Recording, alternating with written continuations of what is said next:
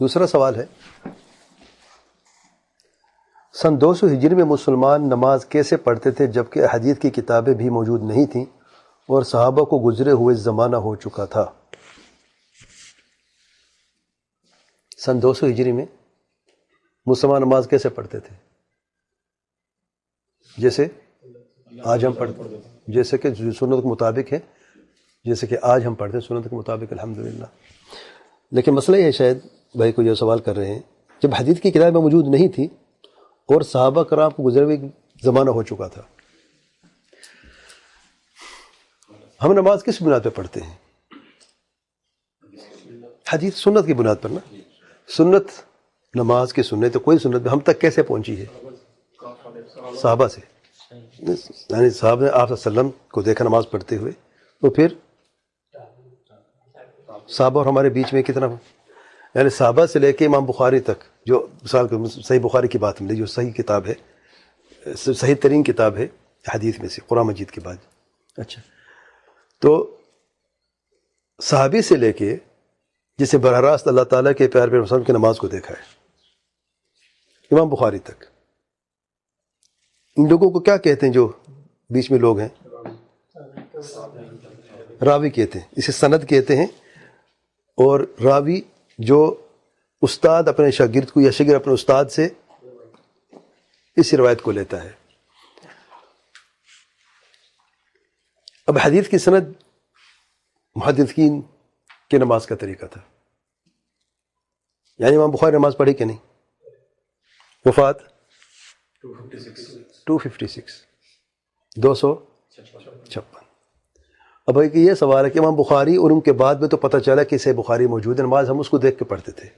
علماء نے یا لوگوں نے اس کتاب کو دیکھنے کے بعد پتہ چلا کہ یہ حدیث ہے، آپ مثال کو رفع دین کرنا ہے، پتہ چلا کتاب سے رفع کرتے تھے. تو اس صحیح بخاری سے پہلے جو لوگ تھے، 256 ہجری سے پہلے جو لوگ نماز پڑھتے تھے، سن 200 ہجری اس سے پہلے، وہ نماز کیسے پڑھتے تھے؟ امام بخاری نے کس سے، امام بخاری نے کیا اپنی جیب سے نکالا، اپنی مرضی سے کوئی حدیث جمع کی ہیں، یا اپنے استاد سے لیا ہے؟ ان کے استاد نے کس سے لیا ہے؟ اپنے استاد سے لیا ہے، اپنے شیخ سے لیا ہے. اس نے کس سے لیا؟ اپنے شیخ سے لیا ہے. اور اس نے کس سے؟ اس نے صحابی سے لیا ہے، صحابی نے اللہ تعالیٰ پیارے پیغمبر صلی اللہ علیہ وسلم سے لیا ہے. تو جو بیچ والے لوگ ہیں، یہ امام بخاری سے لے کے صحابی تک بیچ والے لوگ ہیں، یہ نماز کیسے پڑھتے تھے؟ وہی نماز جو صحیح امام بخاری سے بخاری میں نقل کی ہے. یہ تو نہیں تھا کہ ان کے شیخ کو اور نماز پڑھتے، امام بخاری نے کوئی اور نماز نقل کر دی ہے. بات سمجھ آئیے؟ اب تک میں مثال دیتا ہوں. جو پہلی حدیث ہے انما الاعمال بالنیات، اس کی سند کیا ہے؟ امام بخاری کیا کہتے ہیں؟ حدثنا الحمیدی عبداللہ بن الزبیر. اچھا، حمیدی کی وفات 219 میں. پھر کہتے ہیں ان سے حدثنا سفیان بن عیینہ 189. سفیان بن عیینہ جو ہیں 189 ہے، دیکھ لینا. 89 ہے. اچھا دیکھ لیں. اچھا، پھر یحییٰ بن سعید الانصاری 143. ان کے بعد ہے یحییٰ بن محمد بن ابراہیم التیمی 120. علقمہ جو ہے، جو تابعی ہیں، تقریباً 86 ہے ان کی تقریباً.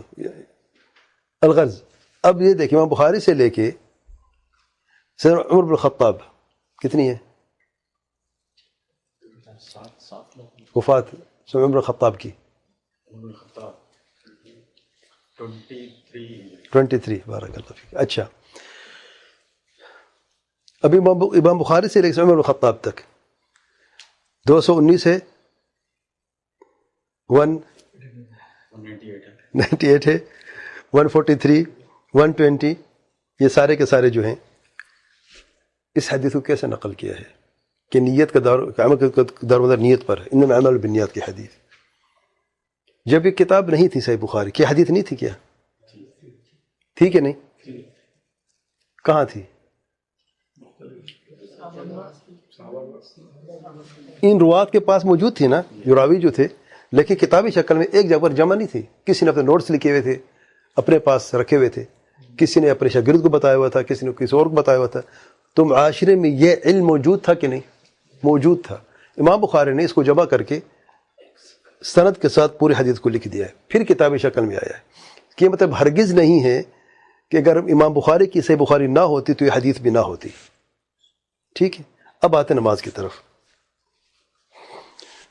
امام بخاری حدیث نمبر 735 سے فرماتے ہیں حدثنا عبداللہ بن مسلمہ القعنبی عن مالك عن ابن شهاب يعني الزهري عن سالم عن ابن عبد الله عن أبي أن رسول الله صلى الله عليه وسلم كان يرفع يديه حذو منكبيه إذا افتتح الصلاة وإذا كبر للركوع وإذا رفع رأسه من الركوع رفعهما كذلك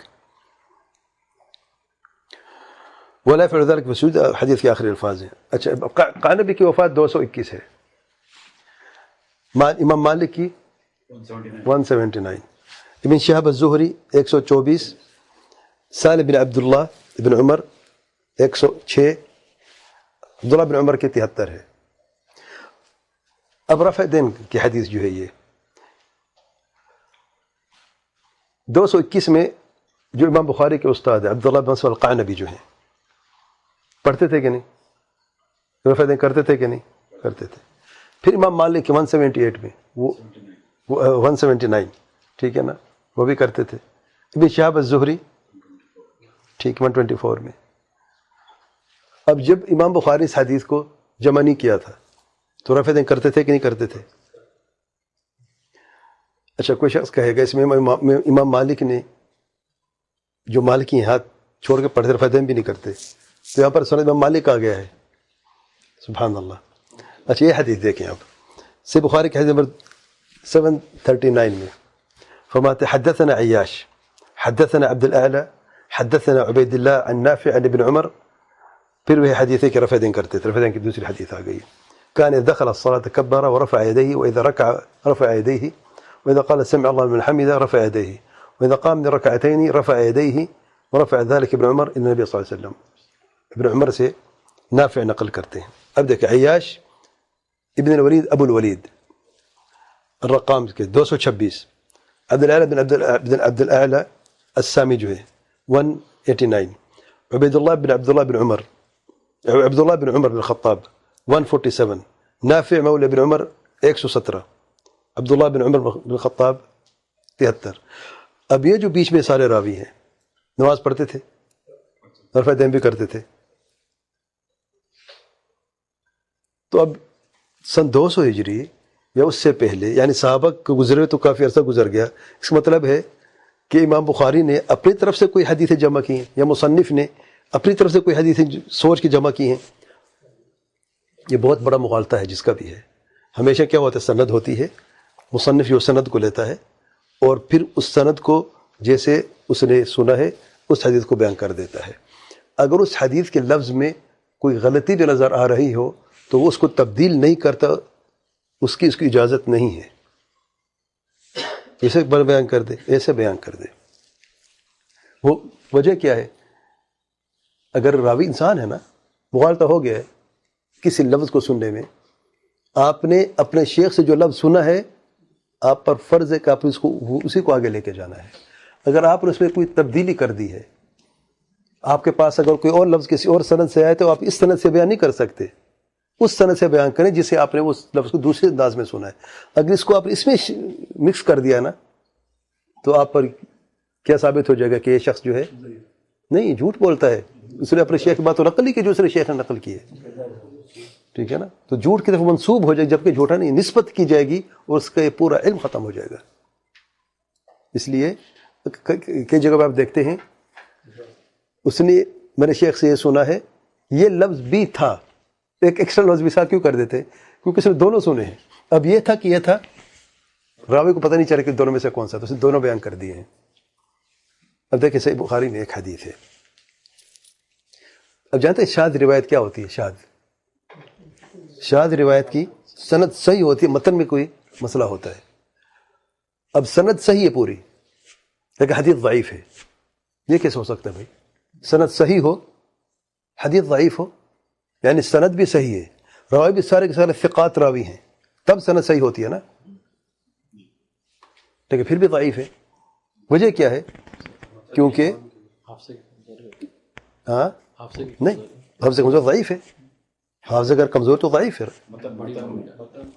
پھر بھی اس کا وجہ ایک بتاؤں میں آپ کو نا، متن میں نکارت ہے، شریعت کے اصول سے ٹکرا رہی ہے یا بنیادی تعلیمات سے ٹکرا رہی ہے. اب ہم کیا کریں گے؟ ہم تولیں گے. دیکھیں صحیح بخاری میں ایک حدیث ہے، میں اکثر یہ مثال دیا کرتا ہوں، مصطلح حدیث شیخ بن عثیمین نے بھی اس کی مثال کو بیان کیا ہے کہ جب دوزخی دوزخ میں چلے جائیں گے تو دوزخ کہے گی حل من مزید، کہ اور مزید ہے، اس کو وہ بھرتی نہیں ہے دوزخ، نعوذ باللہ، مطلب ہم سب کو اپنے پناہ میں رکھے. تو رب جو سبحانہ و تعالی اپنا قدم مبارک جو ہے، اپنا قدم جو ہے، جیسے کہ اللہ تعالیٰ کا شایان ہے، جہنم میں رکھیں گے، کہے گی قط قط. معروف حدیث ہے، صحیح حدیث ہے. صحیح بخاری کی اور روایت میں آیا ہے کہ جہنم میں جگہ خالی ہوگی اور اللہ تعالیٰ خاص مخلوق کو پیدا کرے گا اور جہنم میں ان کو عذاب دے گا. یہ روایت بھی ہے. اب ایک روایت میں یہ ہے کہ اللہ تعالیٰ اپنا قدم رکھے گا اس خالی جگہ پر جب کہے گی حل من مزید. دوسری روایت میں قدم کا ذکر نہیں ہے، وہ یہ ذکر ہے کہ اللہ تعالیٰ خاص مخلوق اس وقت پیدا کرے گا جن کو جہنم میں عذاب ملے گا. یہ بھی صحیح بخاری کی روایت ہے. یہاں پر راوی جو ہے اس سے وہم ہوا ہے، ان میں سے کون سے اللہ عالم بشر ہے، حافظ بھی قوی ہے اس کا. اصل حدیث ہی جنت کے تعلق سے، جنت میں خالی جگہ بچے گی، اللہ تعالیٰ خاص وہ اس وقت پیدا کرے گا، جنت میں داخل کر دے گا. تو اس کو وہم ہوا کہ یہ جگہ جو جہنم میں ہے اور جہنم کے لیے خاص بندے اللہ تعالیٰ پیدا کرے گا، جبکہ اللہ تعالیٰ کسی پہ ظلم نہیں کرتا. تو سزا کس بات کی ہے جہنم میں؟ اللہ نے ہمیں پیدا سزا کے لیے دے کہ اللہ ہمیں سزا دے، نہیں. اگر جرم نہیں ہے، نافرمانی نہیں، تو پھر سزا بھی نہیں ہے. شریعت کے قانون سے ٹکراؤ ہے کہ نہیں؟ اس لیے حدیث جو ہے شاذ حدیث ہے. سند پوری صحیح ہے، صحیح بخاری کی روایت بھی ہے، لیکن شاذ اس لیے ہے کیونکہ جو صحیح حدیث ہے جس پہ قدم کا ذکر ہے اس سے ٹکرا رہی ہے اور اصول سے بھی ٹکراتی ہے، اس لیے یہ شاذ روایت ہے. تو اس لیے محدثین کا جو قوانین ہے امام بخاری کے خصوصی طور پر بڑے سخت، اور اللہ تعالیٰ نے ذمہ لیا ہے قرآن مجید کی حفاظت کا، اور قرآن کی حفاظت سے دین کی حفاظت ہے. تو ذمہ قرآن مجید کے ساتھ ساتھ حدیث کا بھی اس اعتبار سے ہے کیونکہ حدیث بھی وحی ہے، اور اللہ تعالیٰ نے قرآن مجید کا ذمہ تو خود لیا ہے، اور حدیث کے لیے اللہ نے خاص ایسے بندوں کو توفیق دی ہے جنہوں نے اپنی زندگی وقف کر دی اس علم کے لیے، اور انہوں نے علم حدیث کے اہتمام کرتے ہوئے احادیث کو جمع کیا ہے، اور صحیح جو بھی ان کی وسعت تھی، جدوجہد تھی، وہ لگائی ہے اور اس کو کتابی شکل میں ان حدیث کو جمع کیا ہے. امام بخاری رحمہ اللہ، مسلم، دیگر محدثین جو جنہوں نے کتابی شکل میں اس حدیث کو جمع کیا ہے، آنے والے نسلوں کے لیے انہوں نے کام آسان کر دیا ہے. آپ امیجن کریں صحیح بخاری نہ ہوتی یا حدیث کی کتاب نہ ہوتی، پتہ ہے سند کہاں سے ہمیں لینی چاہیے؟ آڑ سے لے کے سند آپ نے لے کے جائے اوپر تک.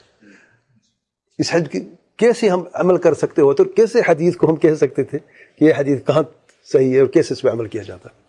تو اس زمانے، بہترین زمانے میں ہی دیکھیں آپ، بہترین زمانے کی بات ہو رہی ہے، ثلاثۃ القرون مفضلہ جو ہے، تابعین، صحابہ، اتباع التابعین، وہ تابعین کے زمانے میں ہی اللہ تعالیٰ نے ان کو توفیق دی ہے. اور اکثر دیکھیں آپ ان کی عمر وفات کی تھوڑے سے آگے پیچھے ہیں، ایک ہی زمانے کے لوگ ہیں. صحیح ستہ کے سارے آپ دیکھ لیں، آپ مصنفین جو ہیں انہوں نے اس علم کو جمع کیا ہے. اس لیے آپ اس غلط فہمی کا شکار نہ رہیں کہ اگر حدیث کی کتاب نہ ہوتی تو پھر عبادت میں کوئی فرق ہوتا.